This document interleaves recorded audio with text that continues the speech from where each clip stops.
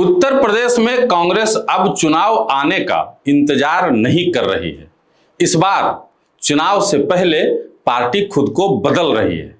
जिलाध्यक्ष बदलेंगे, संगठन नीचे तक खड़ा होगा, दलित वोट पर नई पकड़ बनाने की कोशिश होगी और अखिलेश यादव से सीटों का हिसाब भी आखिरी वक्त में नहीं पहले होगा। यानी राहुल गांधी ने 2027 से पहले कांग्रेस को साफ संदेश दे दिया है, पहले अपनी ताकत बनाओ, फिर गठबंधन में अपनी हिस्सेदारी मांगो।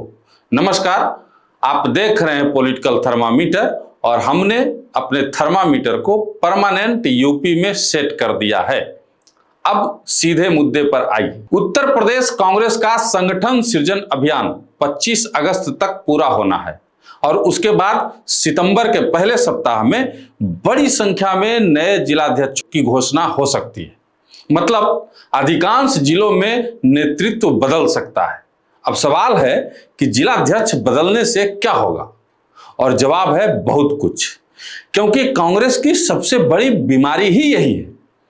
ऊपर राहुल गांधी का बड़ा चेहरा तो है, लेकिन नीचे कई जिलों में संगठन बहुत कमजोर है। रैली में भीड़ है, लेकिन बूथ पर कार्यकर्ता कम है। चुनाव के समय उम्मीदवार हैं, लेकिन 5 साल तक जमीन पर काम करने वाला नेटवर्क नहीं है। अब कांग्रेस यही ढांचा बदलना चाहती है। गौतम बुद्ध नगर से लेकर दूसरे जिलों तक संगठन सृजन अभियान में पार्टी स्थानीय नेताओं की ताकत, कार्यकर्ताओं की सक्रियता और विधानसभा क्षेत्रों की वास्तविक स्थिति का आकलन कर रही है। यानी इस बार केवल ये नहीं देखा जाएगा कि नेता दिल्ली में किसे जानता है, बल्कि ये देखा जाएगा कि उसके पीछे कितने लोग हैं, बूथ कितने हैं और वोट कितना है। यही राहुल गांधी की रणनीति पिछली कांग्रेस से अलग दिखाई देती है।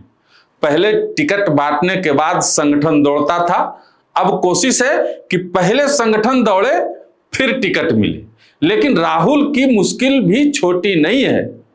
मथुरा में इसी संगठन सृजन अभियान के दौरान कांग्रेस कार्यकर्ता आपस में भिड़ गए, मारपीट हुई, जिलाध्यक्ष घायल हुए और पर्यवेक्षक सामने बैठे देखते रह गए।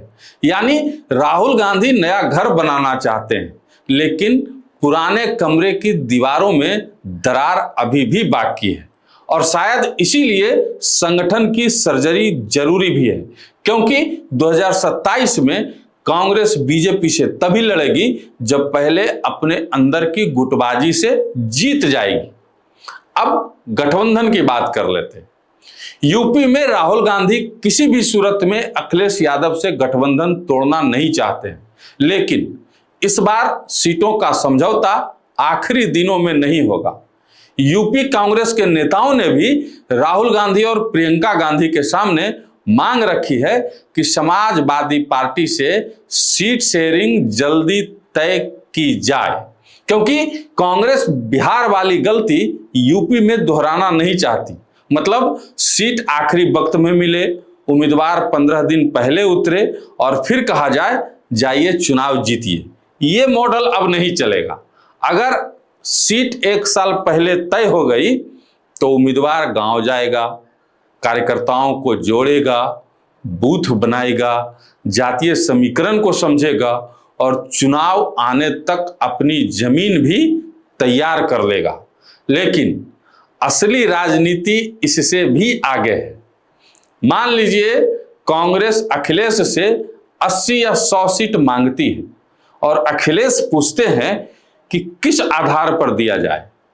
तब कांग्रेस को जिलाध्यक्ष, संगठन, वोट बैंक और अपने मजबूत उम्मीदवार दिखाने होंगे।